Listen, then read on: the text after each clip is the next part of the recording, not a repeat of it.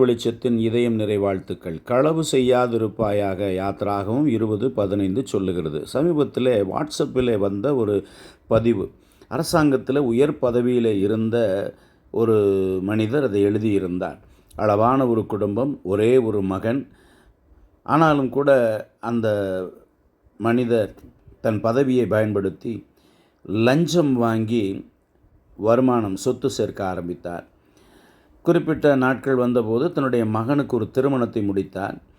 அவன் பெயரிலே மிகப்பெரிய ஒரு இடத்தை வாங்கி ஒரு பெரிய கட்டடத்தை, வீட்டை கட்டி அதில் குடியிருந்தார்கள். திடீரென ஒரு இடியாக ஒரு செய்தி வருகிறது. விபத்திலே மகன் மரித்து போகிறான். அதைவிட மிகப்பெரிய ஒரு சோகம். கொஞ்ச நாட்களிலேயே தாய் வீட்டிற்கு போன மருமகள், என் கணவன் பெயரில் இருக்கிற வீட்டை எனக்கு தாருங்கள் என்று சொல்லி வக்கீல் நோட்டீஸ் அனுப்புகிறாள். இவருக்கு மிக பெரும் அதிர்ச்சி. வேறு வழி இல்லாமல் வீட்டை அந்த மகளுக்கு கொடுத்துவிட்டு, இப்பொழுது நாங்கள் வாடகை வீட்டிலே கஷ்டத்தோடு வாழ்ந்து கொண்டிருக்கிறோம் என்று தன் நண்பரிடத்தில் பகிர்ந்து கொண்டதைத்தான் அவர் எழுதியிருந்தார். பாருங்கள், அநேகரை வேதனைக்கு உட்படுத்தி நாம் பெற்ற பணம் இப்படி குடும்பத்தை சிதைத்து போட்டிருக்கிறது.